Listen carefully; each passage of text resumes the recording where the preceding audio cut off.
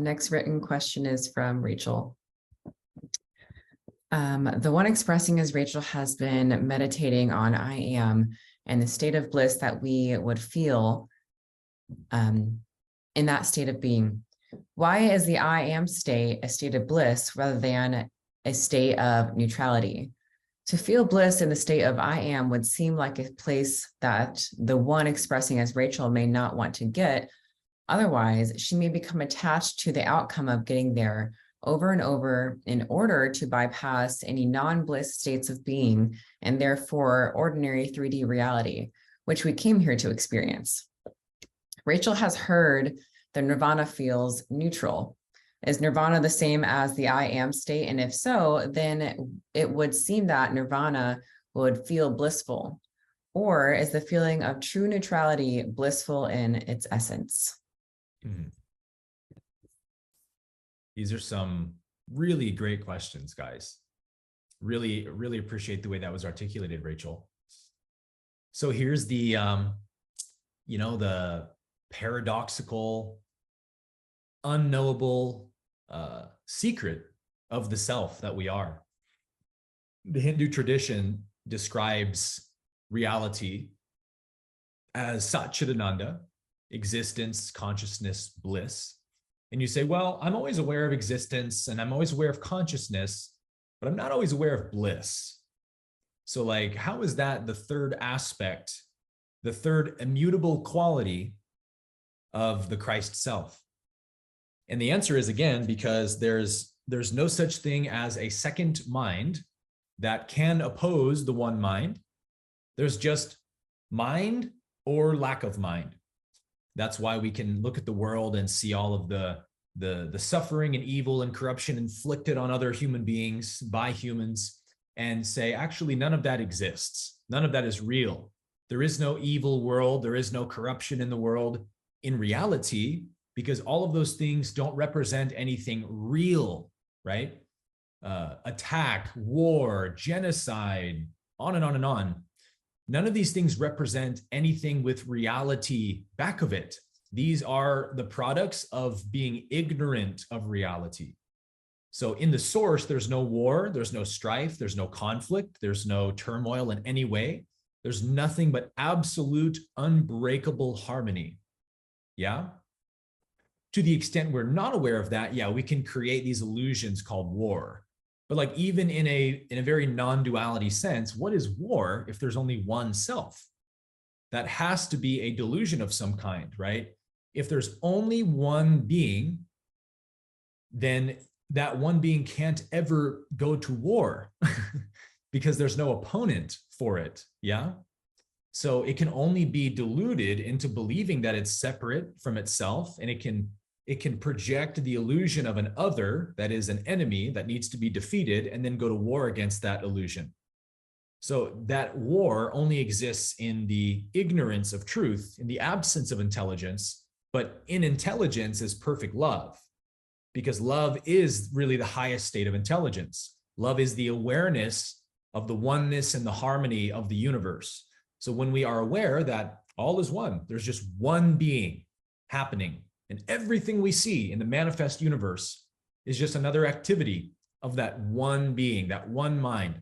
Well, the secret is that inherently that is a blissful realization.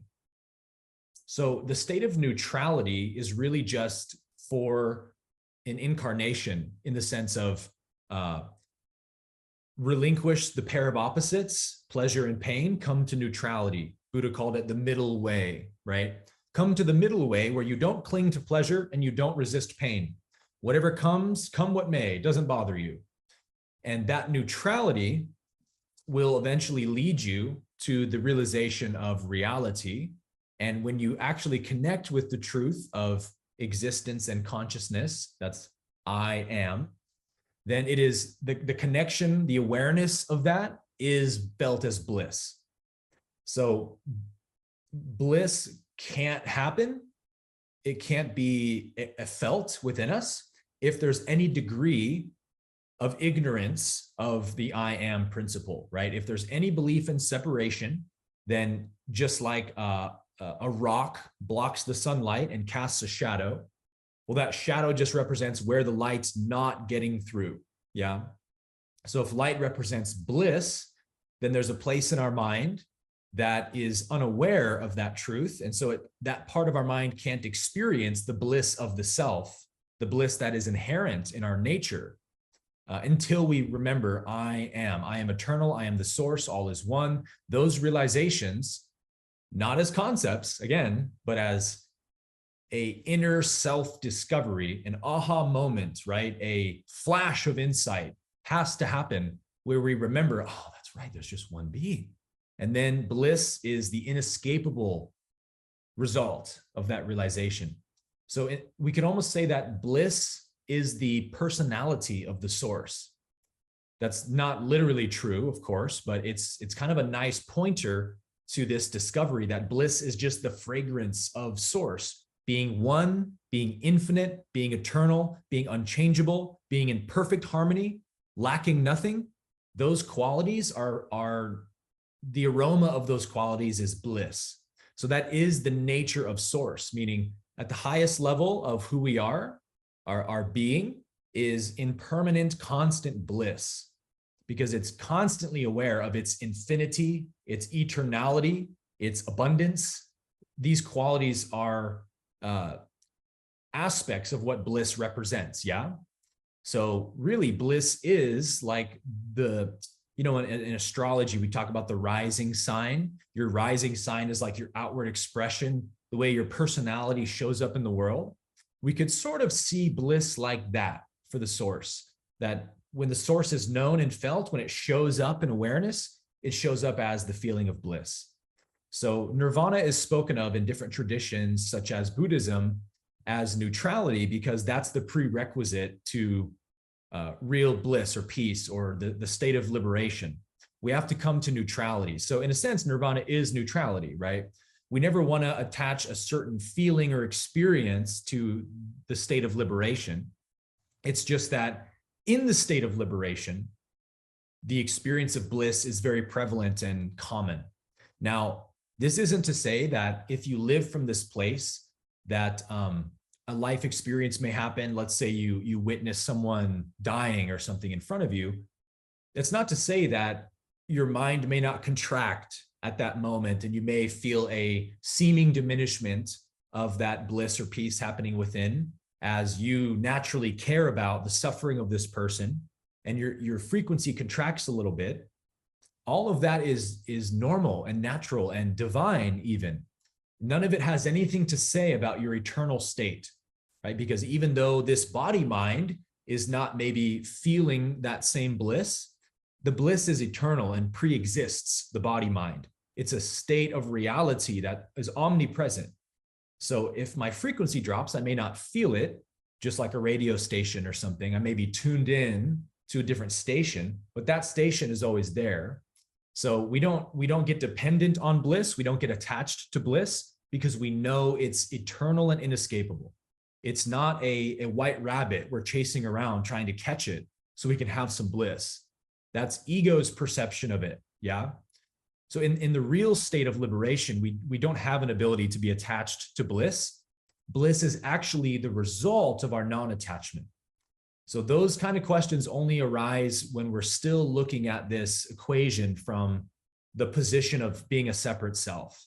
Then there's a fear of being attached to bliss and stuff. The sage doesn't ever think about bliss or chase after bliss or try to acquire it.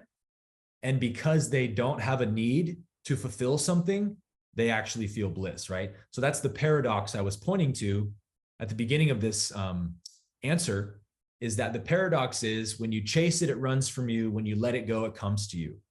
That state of total non-attachment and neutrality is where bliss shines the brightest. And in that state, we are so satisfied in the inherent knowledge of I am that the idea of wanting something other than that, we lose the ability to have those desires, right? For external things, because the recognition has become so clear. Everything I want, everything I've ever sought for, everything I could ever chase after in the world is already fully manifested and fully demonstrated in my being. All I have to do, like giving up that $100 bill in order to grab the briefcase of $1 billion, all I have to do is give up the $100 bill. Stop wanting, stop chasing material things, stop chasing outcomes, and we naturally feel it. So it is the third inherent quality of our being: existence, consciousness, and bliss. You are existence itself. You don't have existence, you are it. You don't have consciousness like you have a car or a house. You are consciousness. And you don't have bliss like you have money.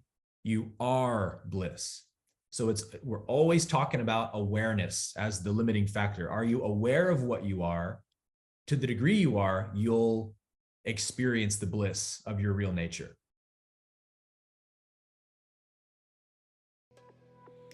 Hey everyone, thank you for watching today's video. I hope that you were truly blessed by it. And I wanted to let you know that I'm really excited to now be partnering with an amazing conscious supplement company called ORGANIFI. A lot of you know that I'm also passionate about holistic health and nutrition, and ORGANIFI has been a staple in my daily health routine for a very long time. They make the most delicious, organic, and high-quality superfood products that I've ever come across. And as you know, a healthy body is a great benefit for spiritual growth, because the health of your body directly translates to the health of your mind. Everything is connected. So feeding your body with high vibrational superfoods straight from the earth is one of the best ways to create that environment for a healthy mind.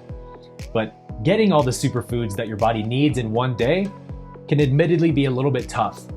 And that is where ORGANIFI can add a ton of value to your life. I personally start every day off with green, which is ORGANIFI's really delicious blend of 11 superfoods like ashwagandha, chlorella, and moringa. And then in the middle of the day, I'll usually have a scoop of red, which is a delicious energy blend full of 13 adaptogens and antioxidants from berries to recharge your mind and body with a delicious blend of organic superfoods. Your body is an amazing organic machine, but it needs the right fuel and signals to function at its best. And red is full of adaptogens sourced from organic herbs and medicinal mushrooms. And these are compounds that balance hormones, prime your energy pathways, and alleviate stress. So instead of crushing your adrenal system with huge doses of caffeine every day, adaptogens work with your body and give you natural, sustained energy all throughout the day. What's most important to me though about ORGANIFI is the way that they go above and beyond to ensure the cleanest and purest ingredients in all of their products. They are USDA certified organic, non-GMO, gluten-free, certified glyphosate-free, and absolutely zero fillers. So I never go anywhere without ORGANIFI, and I never miss a day without taking it.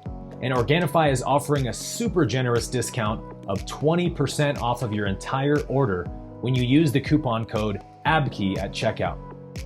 So if you want to upgrade your health regimen with ORGANIFI, you can click on the link in the description box below to learn more about all the amazing products that they offer.